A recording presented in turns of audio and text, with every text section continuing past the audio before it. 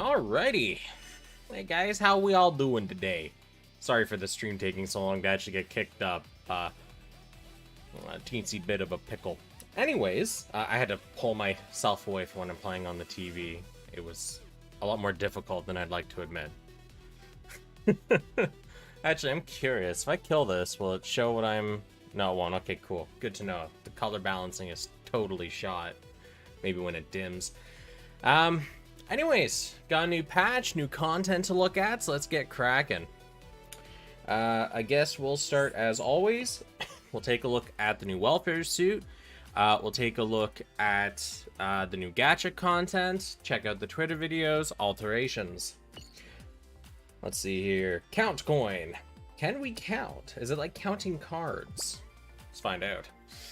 Alright. The goose. While heavy armor, squad EX skill power plus 20%. This is really cool to see on a welfare. So heavy armor is rather accessible. Pretty easy to get your hands on, long and short. The upside to it, you know, easy to get. Downside to it, not horrifically useful. Like, I don't see it fielded a lot just because it doesn't activate a lot of traits. This trait, though, is really solid. The way that this is going to work very quickly, your entire squad's EX skill power gets boosted by 20% as long as you have heavy armor active on the suit. Very simple, right? Exactly like what you get on the tin. You know, don't dead open inside.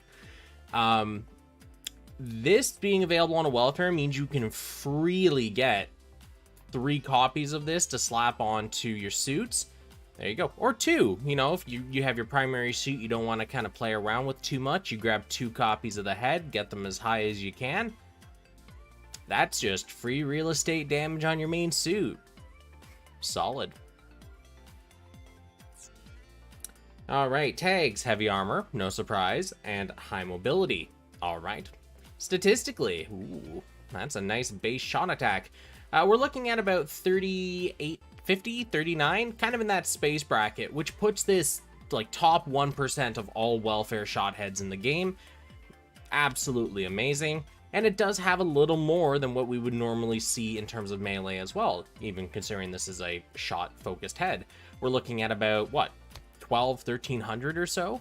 That's really, really good, considering, you know, again, this is a shot head. So this is a great welfare headpiece. It's got an amazing trait. It's agnostic because you got heavy armor, squad EX skill power, right? It's not a melee power or a shooting, no, it's just EX skill power. So that's awesome. And the tags are not horrific, but as it lacks a primary tag, you know, ace exclusive, protagonist, you know, back the 10% booster. But overall, really good. Really, really good. Let's take a look at the torso. After 5 seconds passed, vernier consumption equals 0 for 20 seconds. Oh, look at that. All right. I don't like the vernier consumption stuff. I find that it's practically worthless, long and short being. I just don't ever find myself running out of vernier where it actually matters. Mileage may vary. Could be useful to you, might not. 5 seconds is not a huge ask, especially when you remember that in, for example, Arena, you know, pretty much any arena map, that warning at the beginning where it does the enemy intros, that's like 3.2 seconds or something like that before the fighting actually begins. So that's most of the cooldown for this already gone. So yeah, cool stuff. Heavy armor. All right, so we get rid of high mobility and get high firepower instead for the torso. Okay. And statistically, we're looking at about 14 and change melee attack, which is pretty dope. And we're looking at about, what, 1500 or so shot? For torso, those numbers are pretty good. Seeing over 1000 is really good. Seeing over 1200 is excellent for a welfare torso in the offensive department. So, good on you, Goose. You're doing good so far. Keep it up. Statistically, really nice. Tags are workable. I don't personally like the trait, but, you know, each to their own. The Dober gun. B plus Pierce, C minus power. Quite unfortunately, it having C minus power means it's going to hit like a wet noodle. And the B plus Pierce will only do so much to offset that. Oh, excuse me. for someone that lacks any good EX skill options, this will actually be really nice, as it is a rather instantaneous beam. It does really quick burst, but for people that have better options, it's going to be a kind of a pass, I reckon. All right. Heavy armor, we still have high firepower. That's good stuff. And then statistically, we're looking at about, what, 5,400 melee attack. It's an integrated part, so that's to be expected. And we're looking at approximately, what, 3350 shot attack. So as far as welfare parts go, it is integrated. It packs a stupid amount of stats.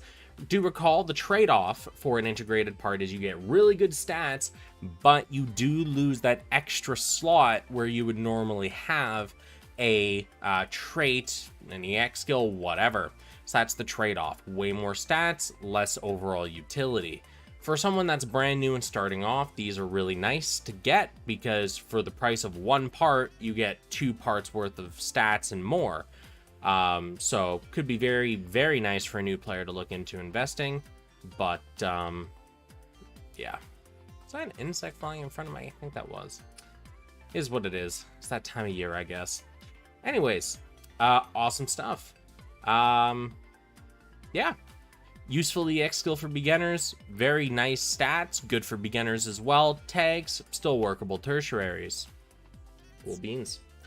All right, let's check out the legs. Hey, transporter. Caught it live. Yeah, welcome to the stream. It's not gonna, like, typically these only really get, like, a ton of traction on patch days, but is what it is. Yeah. It's what I get for not waking up at, I think it's like 4:30, 5 in the morning or whatever for when maintenance ends. Holy shit, I tried that once. Never again. Alright, anyways. Toggy's legs. With power attribute, enemy melee power reduced by 30%. You're getting what it was written on the tin here. If you have the power attribute, easy to do, 5 parts that have the same attribute.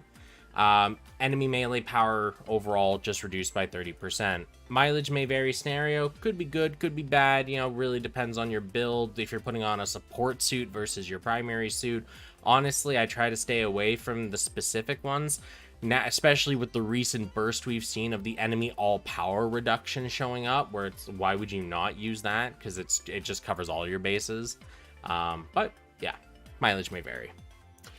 Heavy armor, high mobility. So we get rid of our high firepower, bring back our high mobility tag, workable tertiaries. And do keep in mind for stats, typically the legs and backpack are, well, almost always the lowest offensively statted parts of the suit, even after carryover. So seeing anything that goes above 1,000 on these for a welfare is pretty good. Typically post power creep, we see anything between 1,300 and 1,500. If it goes higher than that nowadays, that's the sign of, oh yeah.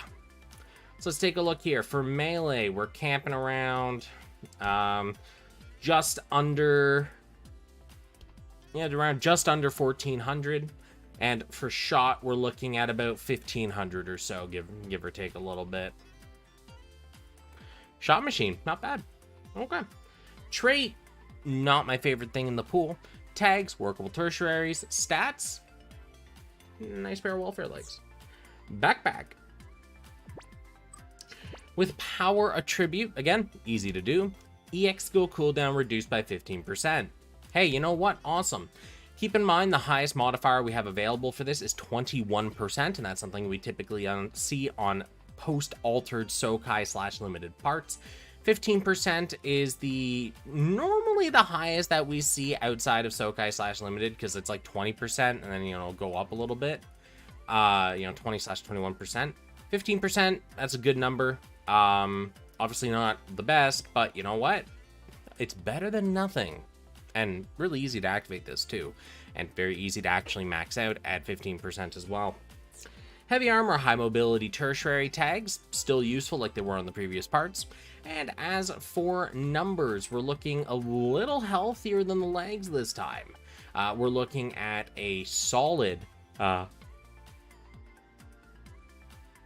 excuse me, We're looking at a solid about 1450 melee attack, and we're looking at about it's what, like 16? Yeah, about 1600 shot attack. That's really good.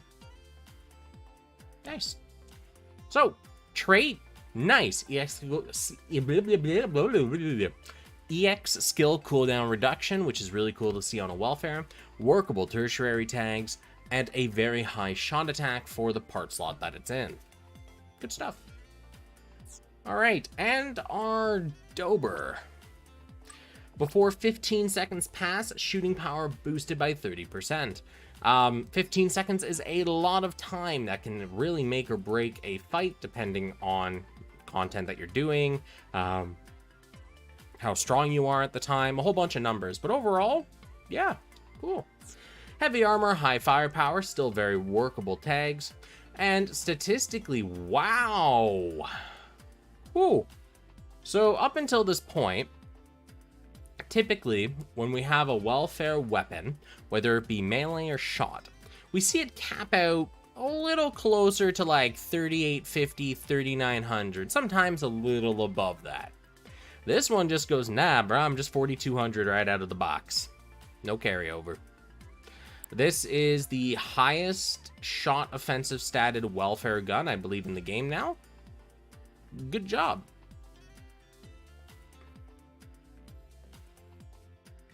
Nice. Okay. And really nothing else interesting here.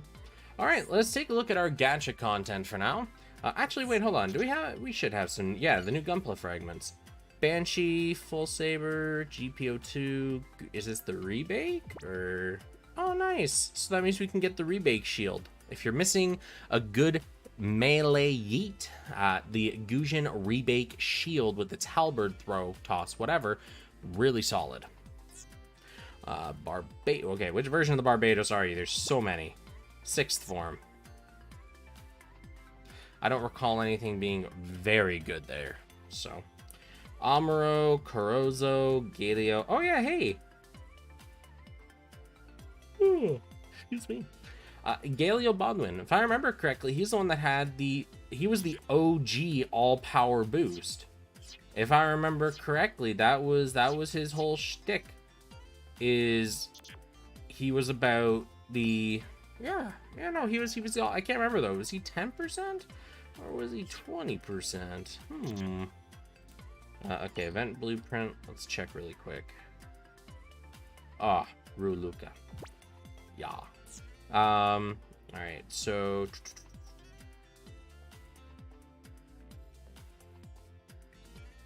hold on, buddy. He's up at the top. Don't mind me. Yeah, all power, 30%. Yeah. He's a solid pilot if you don't mind running a defender. The all power boost is substantial and very easy to activate. You could also back slot him for it. It's 30% all power boost, ain't anything to sneeze at. All right, let's take a look at our gacha stuff. I did not do last week's stuff, so is it in here? No, it's not. Oh no. Horrible, terrible, depressing even. Now, as always, as these two suits are 7-star, I'm not going to be looking at them in here. There's no point.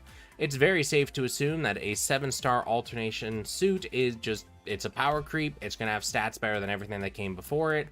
So I don't really see much of a point in looking at the numbers on them. So I'll just look at them in alteration. So we're just going to look at our new pilots and just go from there.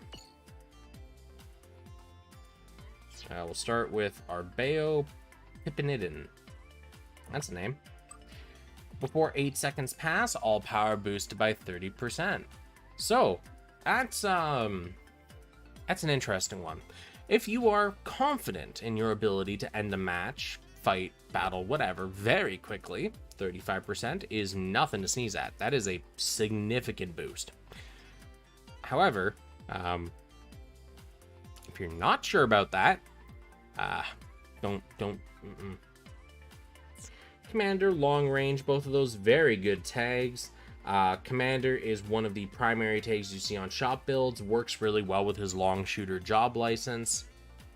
Statistically, obviously not much to be desired there, but he is a 3-star pilot by nature, so it makes sense that statistically takes a huge, stunt hit, and that's also why the part trait's also going to be a lot more restrictive. 3-star pilot. After carryover, we're looking at what, like 1900 or so. Not bad. For a 3-star, good numbers. Good tags for a 3-star, good numbers. Trait, good if you are confident in your speed and killing stuff.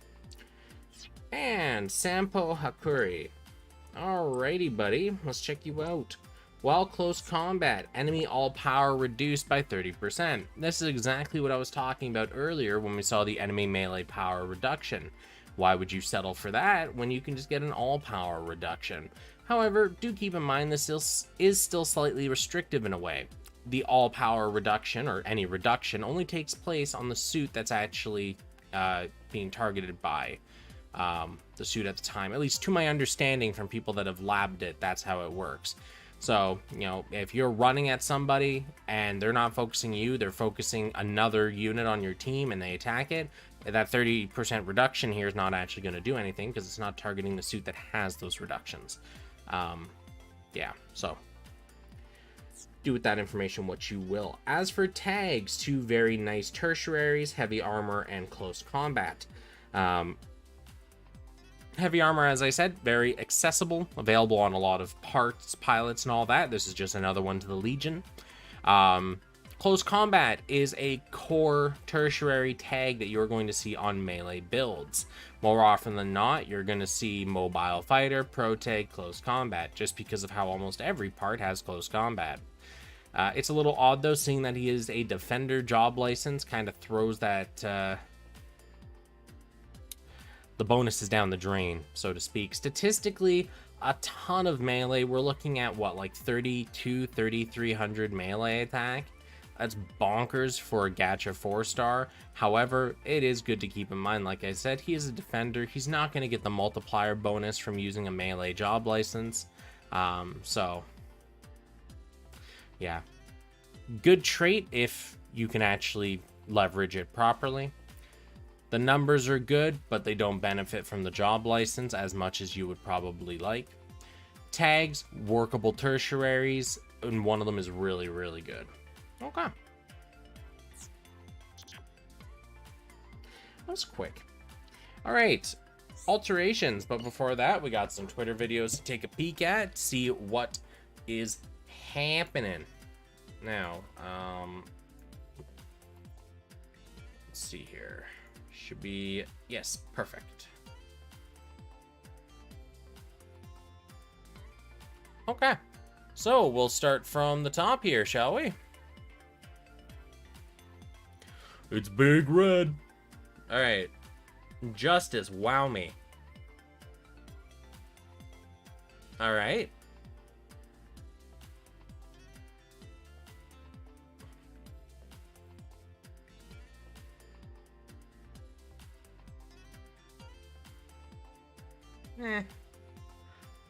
It's definitely better than some we've seen.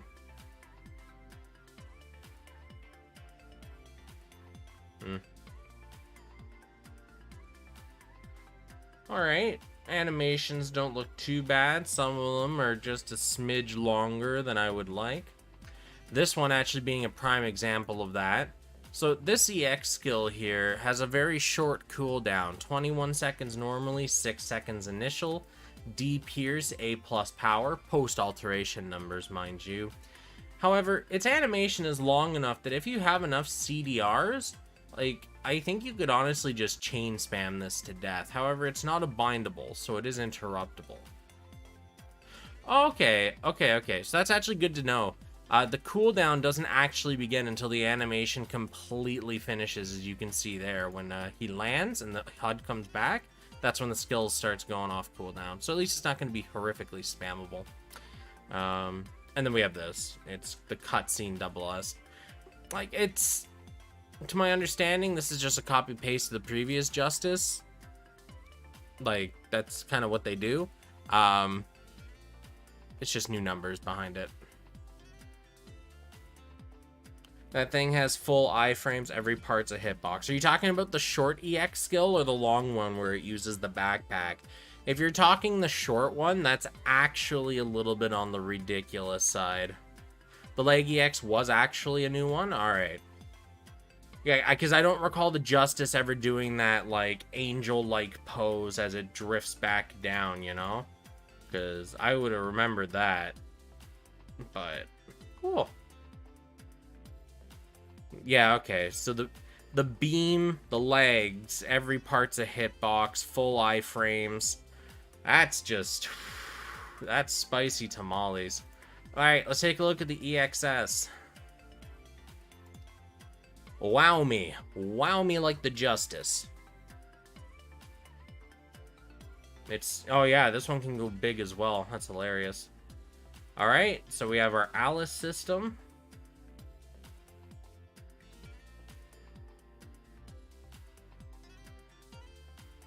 Nasty. I love it. And the last EX skill. At least I think so.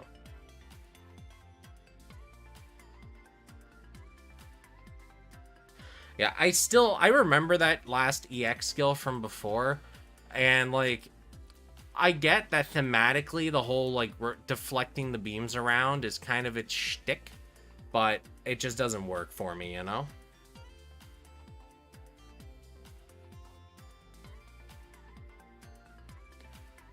You can just plow through a crowd with it, but since it's not bindable, you can just hold block. Yeah, but you know what? You also counter the smartasses that are using the counter binder skills. So, trade-offs. Alrighty. So what do we got here?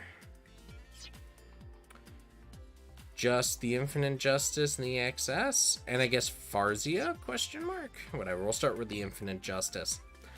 So, for anyone that hasn't tuned in since 7-star things happened, alterations. Long and short, I don't look at the stats, I just look at the EX skill / part trait and the word tags. I look at the word tags because I don't look at the suit earlier in the gacha pool, and I look at the part trait / EX skill because that is the only thing that reliably changes and gets a upgrade that actually matters when it comes to alternating a part. As far as stats go, safe to assume the stats will always increase, as currently on record we have less than 10 examples where stats drastically differ pre and post alter. So with that in mind, make sure you do your own research before investing the materials and the time. Make sure it does turn into what you want before making it final. So I only look at those two things. That's all we're going to really take a peek-see at. Let's get cracking on the Infinite Justice. Alright, let's take a look at your mug, son. High mobility, high firepower.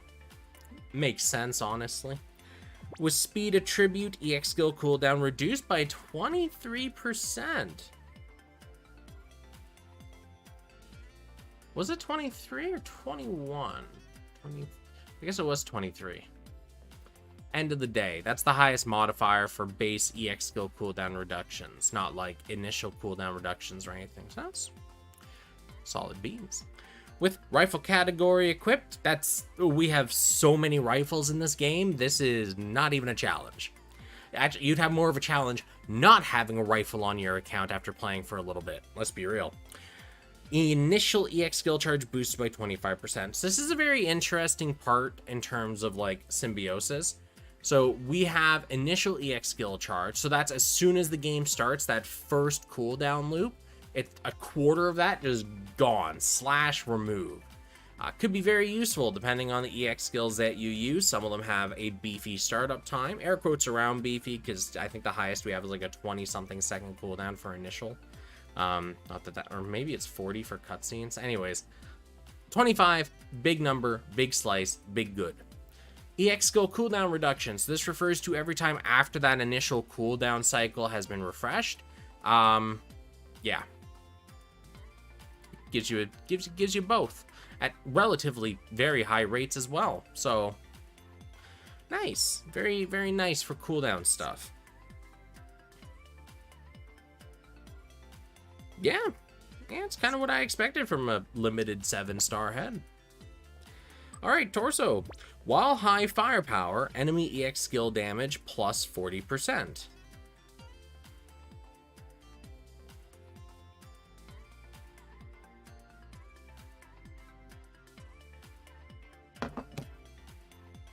Oh, right, they changed the text around. Oh my god. Reading this stuff gives me a migraine sometimes because you have to try to figure out the intent. Like, this is a buff, right? Enemy EX skill damage plus 40%. This is a buff to our suit, right? Because the top line is the demerit or the trigger. The bottom line is what it does. So, enemy EX skill damage plus 40%. The way I'm going to read this is EX skill damage to the enemy does 40%. However, someone that reads this text and takes it at face value would think the enemy's EX skills are now doing 40% more damage to my suit, also known as a demerit.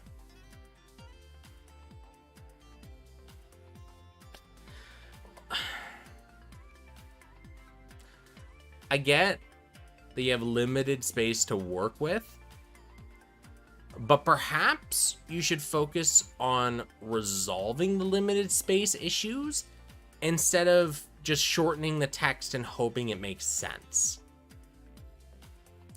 Maybe add another line for the English-speaking side. Maybe decrease the font size a little bit so you can pack more text in there. That's so bad, man.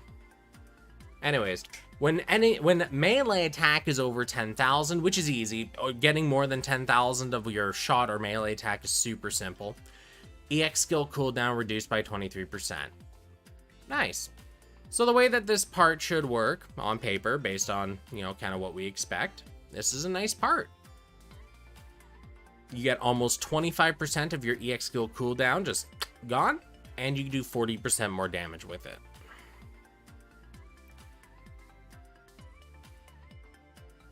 Yeah, like, it's so weird, right, when you think about it, because, like, God, you know what, I just want to move on to the next part. I don't even want to look at that anymore. That's just... Alright. Arms. When physical resistance is over 7,000, much like melee and shopping over 10k, very easy to do this. EX skill power boosted by 40%. Why couldn't that other one read the same? Because it would just be so much easier. While high firepower, very easy to do. We have so many, we have hundreds upon hundreds of parts that have high firepower. You're gonna have no issue getting that. Squad buff EX skill effect plus 27%. So, for any buff that affects your entire squad, used by the suit that has this part, gets a flat 27% added on. So, if you had an EX skill that was, boost squad's melee attack by 25%, you would just add 27 wholesale right onto it. That turns out 52%. Right? So, mileage may vary, could be very useful. Because it's a different effect. Yeah, maybe it would make more sense if they actually used whole English words and proper sentences and, noun placements and verbiage placements. But what do I know? Also affects solo buffs. It's just a squad-wide version. Cool, so any buff just gets a flat number added to it. Take what I said before and just remove the squad requirement. Awesome. Makes it even better, honestly. Griffin Beamblade. There's so many different ways to spell Griffin. I legitimately don't know which is the actual accurate way to do it anymore. I'll just let them have. I'm pretty sure Griffin with the O is the brand name of the bean saber. But I don't care. I'm not here for the argument. All right. Power A+, Pierce D, hit like truck, no pierce, bring pierce. Very low cooldowns, like I said, and as we saw with the animation, it's not terribly long. It's also not short. It's kind of in that middle area. Has a runtime of what, like 5-6 seconds or so. It's good though, from what was explained from someone that was labbing it there. Everything's a freaking hitbox, and you got iframes. All you have to worry about is being interrupted between point A and point B, whether by an attack, by block, whatever. So, cool beans. All right, high mobility, close combat. All right, check out our backpack. The Phaeton 01 backpack. SS minus power, D pierce. It makes sense. So, like, if this had a high amount of pierce, oh, the dash has iframes too.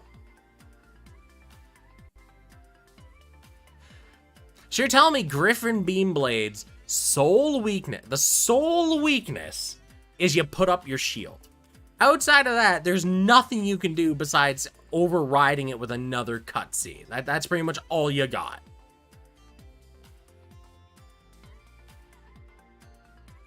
Wow. That's just silly. Alright, anyways, as I was saying with this, it makes sense. If this had any pierce at all, I'd be extremely worried about the developers, because you're taking that giant block of metal on your back, expanding the wings out, and throwing it like a paper airplane. That is a giant block of metal. Even the nose on that is a big block of metal. So unless you're throwing it with the fury of 1,000 suns, there should be zero penetration to begin with. It's just going to hit something and crunch it. It's good stuff. Alright. Raise speed of your squad by 20%, 48% heal, 49% melee attack boost as well. And vernier capacity. Woo. I don't really have anything to complain about with this backpack besides the animation itself that I'm not the biggest fan of. But hit like truck, unga bunga, and it's got good buffs and a heal. Good part. High mobility. Hold up. Why? Like, okay, it makes sense because the Phaeton is technically a supporting piece for the Justice. But man, you kneecapped it with that. That's why backslotting exists. But what the hell is that? Alright, let's take a look at our Beam Saber. Outfighter job, melee power boosted by 50%.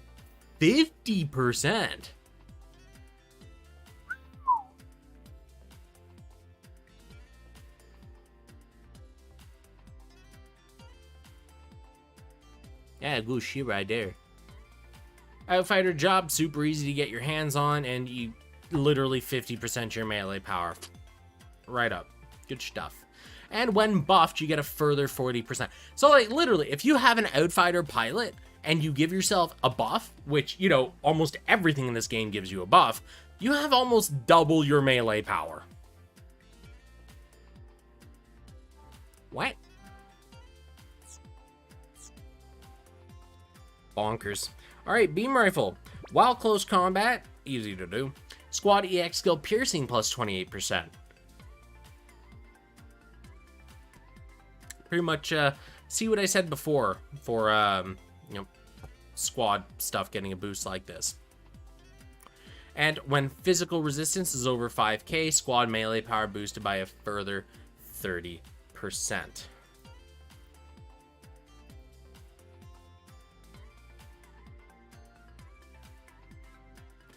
Is this the version of the Justice piloted by Lacus? Is that why it has support? No, so the Phaeton 01 backpack on the Justice is actually a supporting thing. Throughout Gundam Seed and Destiny, more specifically Seed, they had started testing like long-range support / delivery units for mobile suits. They went under a ton of different names. Mostly Xant was using them. And it was just like floating, effectively like a small craft that had placements for the feet of machines. Jins used them. We had the entire Stolen G project set use them on multiple occasions while fighting on Earth. It's mostly like in Earth atmosphere, so they don't burn through all their thruster fuel. The Justice was given one of these as well, so that it had that platform, and so it also had the extra utility of it, because it's also like a weapons depot effectively on the back. That's where most of the weapons of the Justice were stored. So, yeah. That's why the backpack is marked as a support type, because in Gundam Seed, that's kind of the purpose of the backpack, was to act as a supporting unit for the primary suit, with or without Lacus in it. Athrun used it, I think, all of like 3, maybe 4 times. So, anyways. Yeah. Okay. Very useful gun, especially for melee, surprisingly, because that's second trait that gets added with Alteration, where the squad melee power is boosted by 30%. The squad EX skill piercing works as well, you know, close combat. Honestly, very nifty gun for melee pilots. That's all I'm gonna say. And lastly, our shield. The Beam Carry Shield, Shining Edge, also known as a Yeet. A+ Pierce, B+ Power, low cooldown, shit slaps. Literally and metaphorically. High mobility, high firepower tech. Yeah, no. Honestly, like, the suit doesn't have a lot of stuff that made me go, what the fuck? Overall, it seems to be very cohesive in what it was aiming for, which is a melee-centric suit that has a little bit of that variety available for it, but it's got lots of squad support, lots of melee boost, cooldown reduction. The EX skills hit hard. Honestly, at the end of the day, yeah, it's a pretty good limited suit. All right, let's check out the EXS. Look at that. Honest, in all caps. Speed up 20%, shot attack up 49%, shot defense up 29%. Yeah, okay, you know. That'll do the trick, that's for sure. Yeah, that's a healthy shot attack boost. It is an awakening, so kind of sits in its own buff category. For computers, Ace exclusive. I'm actually surprised that we made it all the way to the second the second alteration before I had to crack out the whole I don't like the 4 line of tags bit. I don't like the 4 line of tags. I don't think they're as good as they could be. They could be much better, especially considering we're not able to pick the map that we play on in 90% of the content in this game.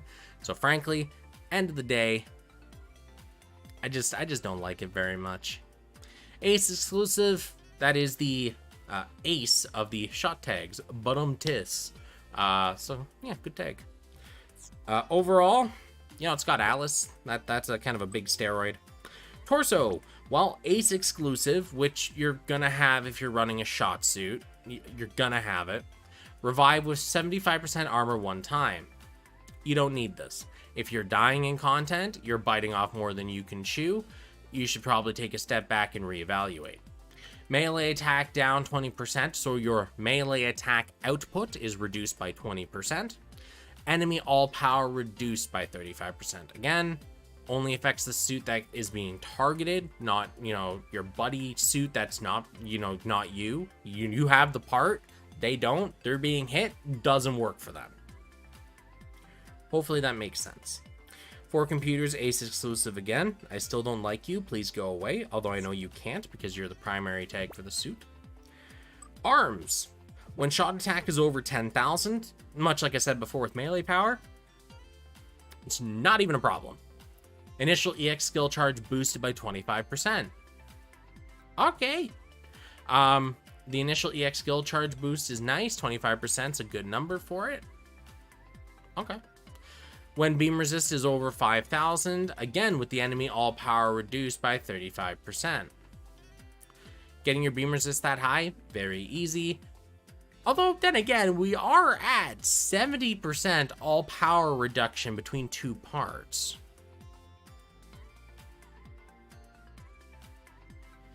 Oh, wow. I haven't seen a bot in a while. Let's see here. Where's my YouTube? There it is. I'm going to click that button. And then refresh the chat. Problem solved. Back to what we were doing. Very interesting, between the torso and the arms, that we're actually seeing a significant 70% melee attack down. How high would they need buff for the tags for them to be worth it, in your opinion? So, my biggest issue with them, as I make sure to always include, is that we just don't have control over the stages we play in for most content in this game. If they allowed us to pick the stages that we played in more content, then immediately the value of those tags would go up. Quite a bit, mind you. Because a 5% boost in all of your stats is nothing to sneeze at. That's the same as a normal tertiary tag, where you get shot attack plus 5% and shot defense plus 5%. On top of that, you also get everything else. However, as we're not able to do that, and we don't have a choice in the maps we play in for most stuff, right? We're sitting here with a 3% boost, which on paper really doesn't matter too much, but when you're looking at having over 100,000 of a primary stat, it does actually start kind of adding up in terms of losses overall. So it's more a case of either we're able to get, okay, if they made the 4 line of tags flat, like 5% base and then like 8% if you're on the right stage, I think that could work. However, the secondary reason that they're not that great is they also just don't activate a lot of good traits. That's the other thing, is typically, because you're going to have your 2 primary tags for your 10%, 10%, then you have your tertiary, which is typically used to fill out your trait requirements, like while long shoot, or while long shot, or while close combat, or whatever, right? That's kind of what your tertiary's for. The 4 line of tags just does not activate enough in that pool that we consider decent for it to be worth using your tertiary slot for that. So it would be the trade-off of, do I use it to use this 3rd slot to get more traits, or do I use it for just the stat boost? And that in itself is kind of a silly question, because while that tag may give you 5% or 8%, sure, but that part trait could have given you 40%.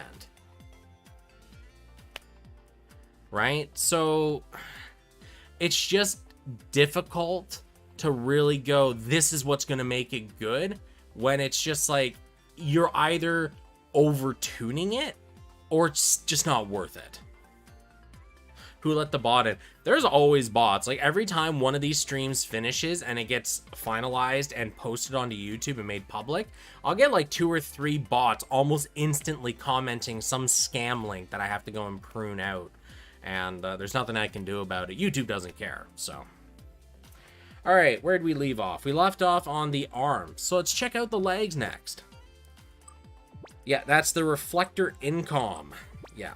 Shot attack boost 29%, speed 20%, beam resist 89%. Honestly, like, the resist really isn't, it's not amazing, only because of the fact that it does not scale into anything else. If it was beam or shot defense, it could scale into your shot with carryover, but as it's shot or beam resist, it doesn't really do that. It is a significant amount of resistance, however, and it can be very useful depending on what your opponent's running, but it's such a very specific thing, and typically you don't know what EX skills your enemy is running, because if they're not running beam, this is completely useless. The shot attack buff of 29% is something we typically see on like welfares at a high level, or in an excessively gimped like gacha 4-star suit, not a limited or anything. So yeah, it's pretty much just going to be used for the damage at the end of the day. So, yeah. Double S minus does hit hard, though.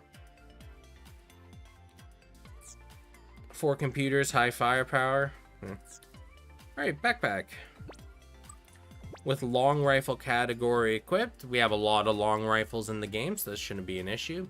Enemy shooting damage plus 50%. I hate this wording. I hate it. You're doing 50% more shooting damage. While high firepower, very easy to do, especially if you're running a shot suit, enemy all power reduced by 45%. So if you have the torso, the arms, and the backpack for this suit, and you've got them high enough in their trait levels, you're running 115% all power reduction. Keep in mind, this doesn't mean you'll actually take 0 damage. It just means that the enemy damage modifiers, go down. You'll still take flat damage buffs, among other things, and there may be some math involved where the enemy buffs kind of override this. We do also have that line of skills where we are able to counter reductions like this, which would remove some of these numbers, but 3 parts for 115% reduction? That's nothing to sneeze at. All right. And lastly, our beam rifle with that beam smart gun. A+ pierce, or A+ power, D pierce, and cutscene tier cooldown. Very interesting, considering with the cutscene tier cooldown, they don't have the power at S- or anything, and they've kept the pierce low. You get a shot attack boost, 24%. Very interesting. This has kind of a mix and match of, we're going to give it cutscene cooldown, but make it pocket rocket skill, kind of at the same time. Because if you remember, that's where you just point the beam or the gun and just fire a beam for a couple of seconds, right? Nothing fancy, it's a dime a dozen. It's interesting that they've given, a shot attack buff of 24%. We've seen melee boost 21% on skills that have, 24-second cooldowns, right? Really quick skills that come out fast. So it's really odd to see a 24% shot attack boost where the cutscene, or the cooldown is a cutscene. It's just an interesting decision overall. A+ power will make this hit very hard. It does also hit multiple times, and it can hit multiple targets. So, as long as they're in a straight line. Overall, the EXS Gundam is very interesting. Kind of has a mix and match of like, I want to do damage, but I don't want to take damage. Very interesting overall. Very interesting. Alright, let's take a look at our Farzia, and that'll be it, because after that, I want to get back to what's going on there. I got better things to do, guys. While long range, shooting power boosted by 40%.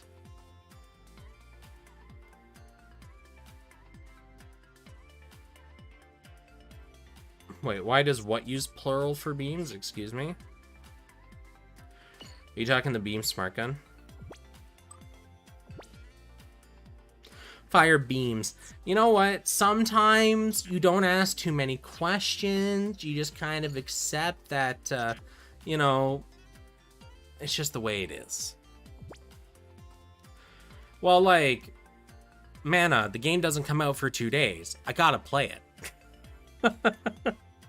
Anyways, back to this. So, in case you weren't aware, Farzia came out a relatively long time ago as an arena suit. And from what I understand, it came back.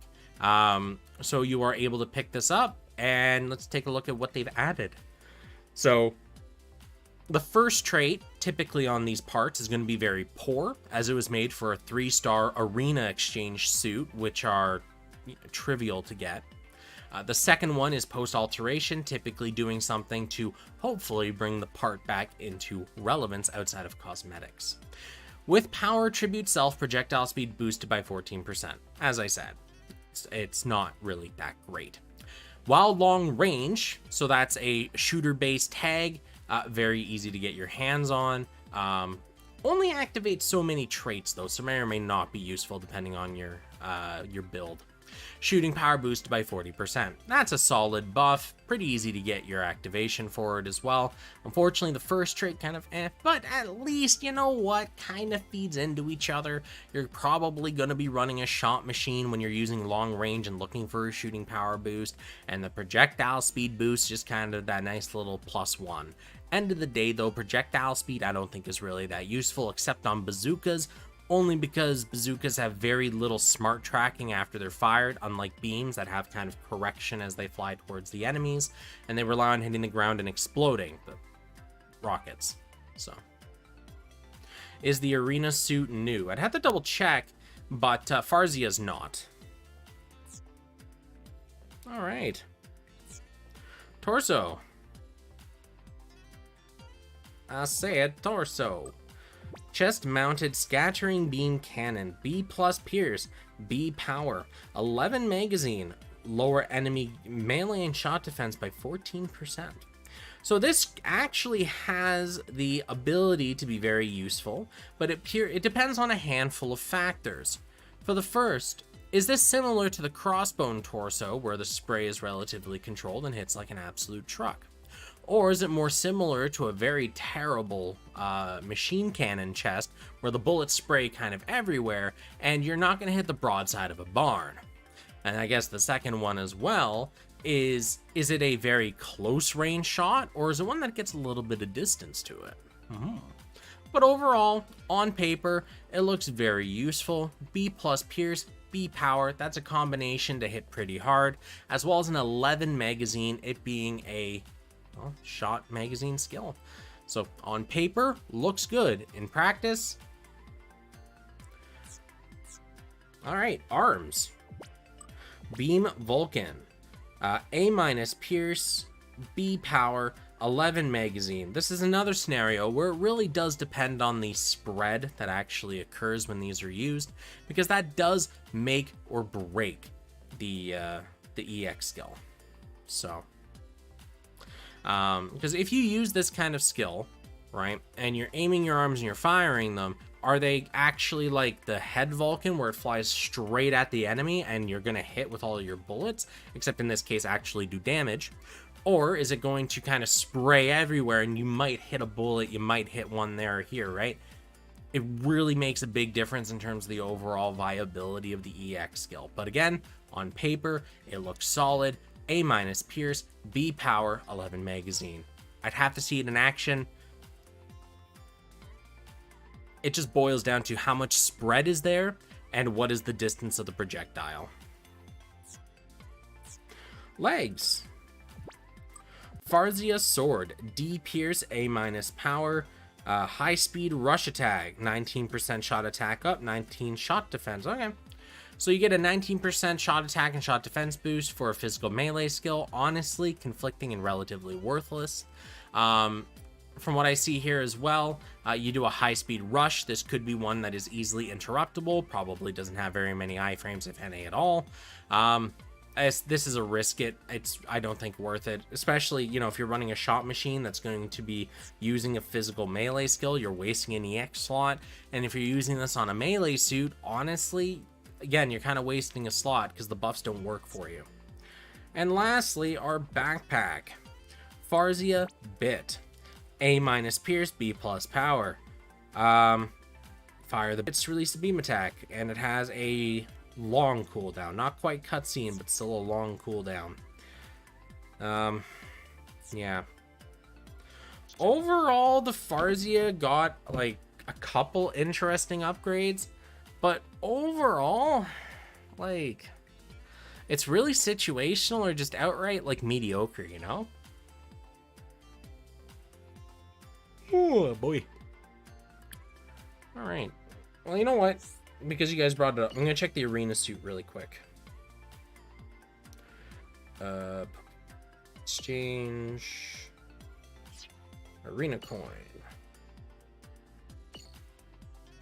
I don't know if the arena Versago is new or not.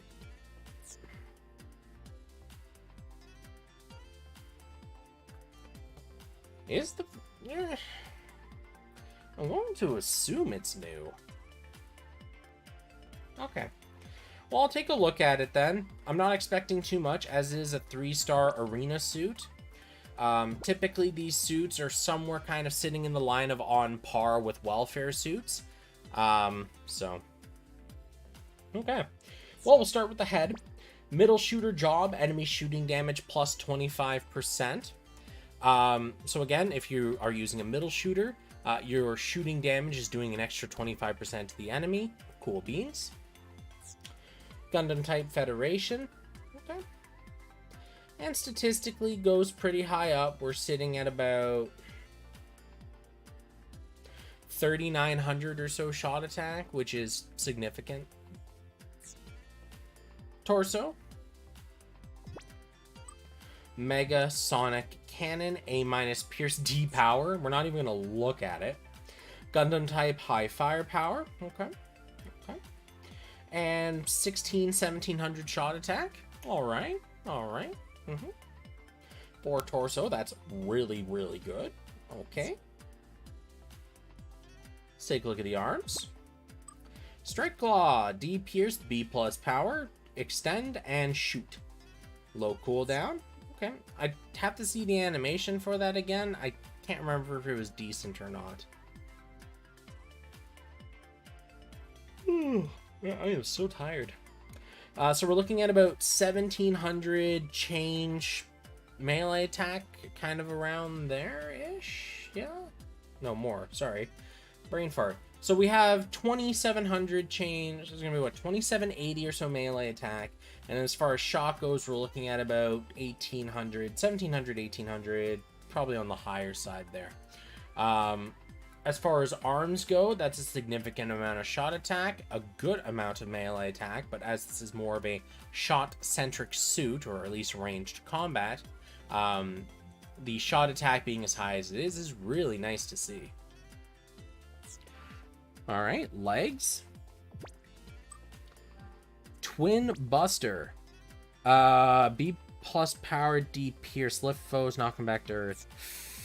I don't think the animation on that's good. Pretty sure that's one of the bad ones.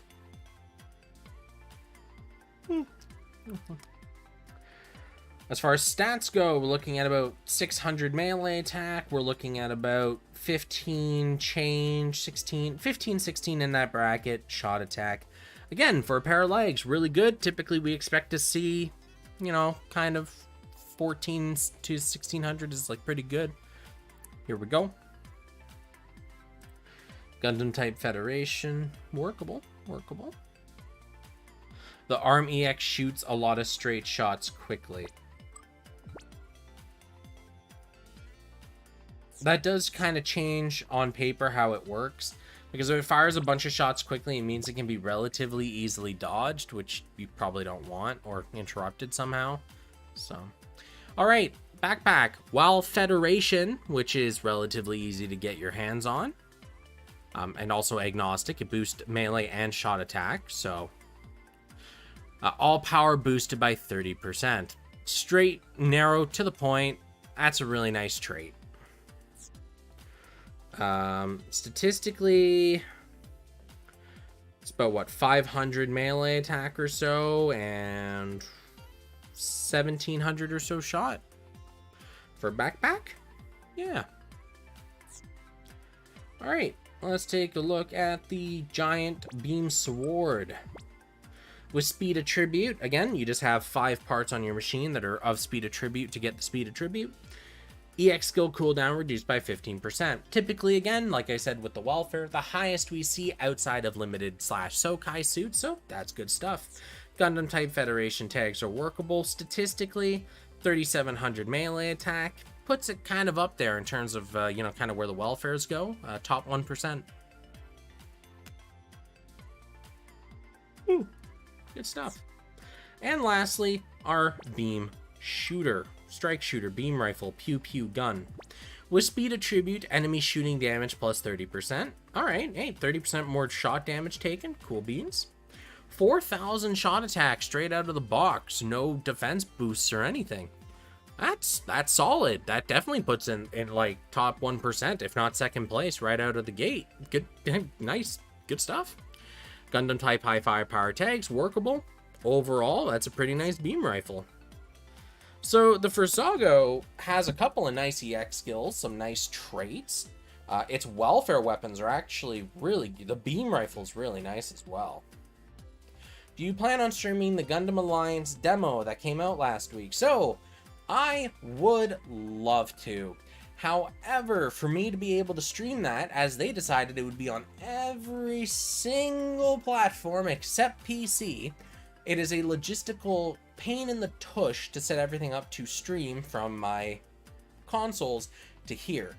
Also to keep in mind, the Wi-Fi connection on my PS4 is still hot garbo, meaning it is a strain, putting it nicely, to get any wireless content on there. That's why I've been sticking to mostly physical with it recently. As far as doing the Switch stuff is concerned, I really hate rewiring everything whenever I need to get like a third dock, because we have one for this TV, we have one for the TV in the front room. I need a third dock for here to hook in. Long and short, I really want to stream it because the demo is super cool and it is ultra fucking fun, and I'm already on order to buy it, and most of my friends are as well, and I'm hype as shit for it. It's just, for me to play it and stream it is kind of a logistical pain. That's pretty much all it boils down to. Yeah. Because before, I used to have my PS4 on my desk, which plugged directly into my capture card, so I could stream really easily. But with my new setup, that's not how it goes anymore. So, it's kind of a big shame. Unique animation requires a vertical line of beams like a comb instead of one shot. It's interesting. Anyways, with that, guys, we are done with our GBM content drop for the week. Bye week. 2 week? Double week? We're done for today. Skip Xenoblade and do the long and exciting finale to the story mode in GBM. Yeah, no. So I've actually been, now for anyone that just stayed around for the GBM content, we're pretty much done with that. Thanks for hanging out and sticking around. Thanks for tuning in as always. I'll see you if you're here just for the GBM stuff during the next big content drop. For anyone that just wants to mellow for a little bit and chat, ooh, I got chatting away. So, as I was saying before, for skipping Xenoblade, for the last couple of weeks now, actually more like the last month, I've been doing my best to try to keep spoiler free. So something I've noticed when I personally play games is if they're story driven, like Xenoblade is 100% story driven. Oh, excuse me. But when I play a story driven game, I really want to make sure that as little of the story as possible is spoiled for me, because I find that I can enjoy and immerse myself in the story bits more when I don't know what's going to happen, or I don't have an inkling of what's going to happen. And that's been very, very difficult with Xenoblade 3. We had the initial direct announcement for it, which I did watch, and I saw a little bit of that, and I was quite excited for it, and I enjoyed that. After that wrapped up, I pretty much didn't watch any more content about it. I didn't watch any of the follow-up streams. I didn't watch any of the dev talks, nothing. Like, just went radio silent. I wasn't able to comfortably browse Twitter. I wasn't able to comfortably go through certain subreddits on Reddit. I couldn't go through certain 4chan threads because it was just spoilers ahoy. Especially now, because a version has become available for the last couple of days now, and people are rushing through and leaking as much as they can and discussing the game, which is fine. That's their prerogative. However, I really just want to beat the game so I can start browsing the internet normally again without being worried about spoilers. Because the last thing I want to do is spend, like $79 on a game and have most of the content spoiled and I don't enjoy it as much as I normally would. Because that's heartbreaking when that happens. So I've been doing my best to stay spoiler free, and in an effort to get back to normal browsing activities, I'm just trying to get it over with. Rip the band-aid off really fast as it goes. So the suits like big content drop for the 3rd anniversary, usually do. Well, it's not the anniversary yet. To my understanding, it's still countdown to the anniversary. Let me double check here. Let me just Google real fast. Yeah, so the game released on August the 6th. So we still have a week and change to go before we get to the actual anniversary. Yeah, it'll be next Saturday-ish. So I would assume either next week's content drop or the week after is going to be the big one, or maybe just on the Saturday itself. But yeah, I would wait. I would wait if I were you. So anyways, outside of Gundam, let's see what's happened the last week you guys be interested in. So, I did try a couple of mobile games, right? So I tried that Octopath game that just came out. Actually, I saw Mana mentioning it in my Discord. I decided to download it earlier today, give it a go. So first of all, the tutorial is dreadfully slow, slogging, painful. The rates for the highest rarity are 2%, which is fucking savage. We're in 2022. Why is 2% still considered okay? For a new game. Legacy games that have had those rates from the beginning, I kind of just gloss over and ignore. Not because I play FGO and I don't want to get angry at it. I hate FGO's gacha system to bits. But purely because it's a relic of their time. Changing the gacha rates drastically is a very difficult task. But after playing like Grand Blue Fantasy, where 3% is the norm, and then there's 6% twice for what? The effectiveness of a week every month. You would split between two parts of it. It's really hard to justify sticking with a game where 2% is the norm. On top of that, the Octopath lore, don't get me wrong, game was good, and I like the sprite work, but didn't really get drawn into the world as much. So I don't really find a lot of connection with the world, the characters, the class, anything really. I don't really find it as enjoyable as I probably should, but that's just the way it goes. Game purely single player, honestly, no idea. That's kind of one of those things that I didn't get far enough in the game to actually kind of give a heads or tails to. I pretty much played, did my role, talked to some of my friends, they showed off their roles, and I was like, you know what? The game, as nice as the sprite work is, because that is some top-notch sprite work, the rest of it's just not salvageable. A lot like Revived Witch, where I tried that and the sprite work was, god damn, that was some good sprite work. However, once you got out of the exploration phases, into your castle, kind of got introduced to the interfaces and all the other systems, it fell apart really quickly. And Octopath is kind of the same deal, where I tried it because I know the IP, I know the sprite work and everything, and I grabbed it and I tried it, and it was like, all right, you know, the tutorial showed off the landscapes and some, it's pretty good. But once I got to the menus, once I got to the gacha, it was like, ugh. Considering the main draw of a gacha game is the gacha, if I get to that phase and I'm just, you know, not intrigued by it, that's kind of a drop it like it's hot scenario. It's just not, it's not a good sign, simply put. Beyond that, oh yes, we have the Arc Knights event starting in like 2 days or something. I've saved up for Ling, so I'm going to be rolling her. I have a weird thing going with Arc Knights where I'm not really enjoying it. I'm just kind of playing it because it requires very little of my actual attention span. And it's like something to do.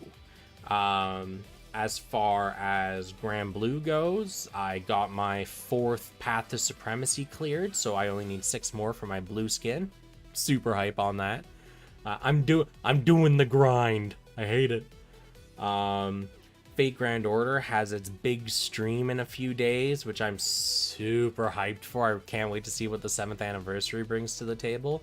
I'm really hoping that we see some fixes to the pity system. I'm hoping we see some, like a good servant, not like a repeat of Sherlock. Although Sherlock, I guess, wasn't bad per se, but it wasn't like an ultra hype servant or anything. It was just like, hey, Lamau, here's Sherlock, bye. Let's see. What else? Well, it was Xenoblade 3, obviously. Super excited for that to actually release so I can start talking to my friends about it, because right now I'm the only one out of our entire group that can play it. And they don't want spoilers, which I totally respect, so I'm just playing it by myself, and it's very hard to not hype the shit out of certain stuff, because it's a pretty game, let me tell you what. Can't wait. Proto Merlin would be really nice. And I almost hope that if they do add Proto Merlin, they make her quick, just to kind of finish the Trinity. because we still have Merlin for Buster, and he's pretty much unassailable in his position, just kind of due to what he does, especially now that we have Tamovich, right? She adds kind of that extra cherry on top for Buster. We have Castoria for arts, and she does a spectacular job. All we have for quick, though, is Scotty, who, while not inherently terrible, has kind of fallen off the last couple of years. So it would be nice to see a new quick buffer kind of enter the ring and take over her position, you dig? I think you're the only one who's not hyped for Sherlock. The other people are ecstatic here they add Sherlock. So it's the groups we hang out with, right? The people I know saw Sherlock and they're like, oh, cool, hey, it's Sherlock Holmes. And then they're like, all right, you know, and they looked at his design, like, oh, he looks pretty cool. And then they look at the kit, they're like, you know, it's a kit. They look at the Noble Phantasm, like, oh, hey, that's on point. But it's not like the hype we saw for other characters, right? That's kind of the thing. So when I say that Sherlock wasn't well received, like I know it's Sherlock, I'm comparing that into other anniversary units that we've had. That's kind of where it is, right? Like, if you look at all the anniversary servants that we've had in FGO up until this point, Sherlock ranks kind of along the bottom area in terms of like hype levels.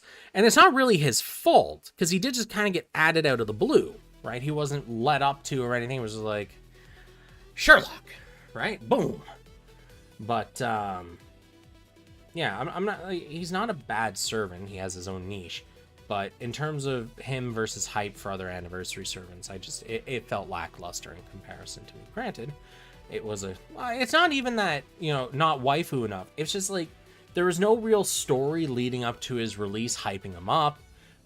There was no, you know, like game-breaking reason to roll him. So few people actually, I say few, but that's relative in terms of the entire player base, actually rolled on him when he released.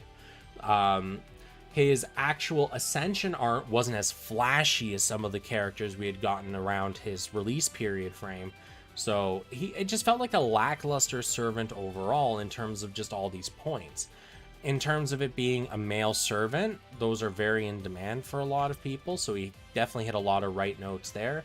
Very thematically on point, but it just felt weak compared to everything else. That's pretty much it. Let's see, what else? I think that's about it, actually. Nothing else terribly exciting. Yeah. Pretty much it. Alright, well, I'm gonna wrap up. I'd like to get, like, another hour or so in Xenoblade, but I'll probably just end up going to sleep and playing more tomorrow, because you guys can't see it very well through the cam, but when I look in I got actual, like, panda eyes. It's miserable. My sleep has been screwy, so I want to try to get some more of that. Oh yeah, Tales of Luminaria closed down, what, a week and a half ago? That was the thing that happened as well. Shame, that was a fun game. Luminaria was fun, but they did not monetize that game very well. It's a real shame. Anyways, I'm gonna wrap up. I'm gonna head out. Any interest in Digimon Survive? Give me a sec. I'm pretty sure there's so many Digimon games these days. I'm pretty sure I know the one you're talking about too. Ah, yeah. So,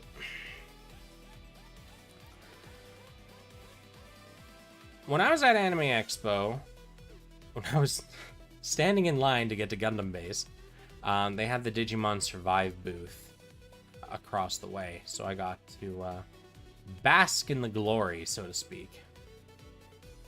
Now, when I was growing up, I had Digimon and Pokemon, among other stuff, but those were kind of the big ones.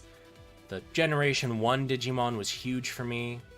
The Digimon movie with, what was the name of it? It was the one that happened in cyberspace the entire time. That was such a movie. I still remember almost all of it too. Like, it's so weird, you know, you remember the weirdest things. I watched the Generation 2, the Generation 3 with the edgy card swiping. Yeah, kind of dropped off for me. But I'm very interested in Digimon Survive. It kind of hits the things I'm interested in terms of gameplay wise. Laid back, turn-based, you know, kind of a more casual experience, I guess is the way to put it. I only have so much time to actually denote to like really hardcore stuff now, and I really don't like doing hardcore gameplay anymore. Too old for this shit, man. But yeah. Overall interest out of 10, I'd put it at about a 7.5. You know, Xenoblade, I'd put it about a 9 or so, only because I've played all the Xenoblade, actually rather all the Xeno games up till this point. So there is that. Yeah. Looks good, long and short. Didn't release today. It might. Hey, Enter. Yeah, you are too late. We actually are just kind of wrapping up, doing the Cliffies and hanging out, and then bailing. The thing is, I have Xenoblade. I'm going to play that and finish it, like I said, for the reasons I did before. And once I'm done that, I'll start looking at everything that released since I started, you know, kind of reclusing myself to play it. My upcoming weekend, my Saturday, is literally just doing Xenoblade. And then the Saturday or Sunday morning, I'm waking up very early to watch the FGO 7th anniversary stream. I'd restream it, but the last time I restreamed an FGO thing, they nuked me from orbit. So, yeah. What can you do? Anyways, I'm going to wrap up, as I said for the third time. And I got to get to sleep. I will see all you guys. Well, we'll see. Depending on what happens with the 7th anniversary for Fate Grand Order, I might do a roll stream for that. Depending on what happens with other game releases and stuff. I may actually also stream Xenoblade 3 when it releases, depending on the pace I can beat my current run at. I might do a New Game Plus run on and stream that, but I need to clear this before I do that. So, anyways, peace out, guys. I'll see you all sometime in the near future. Thanks for tuning in as always. See you in the next one.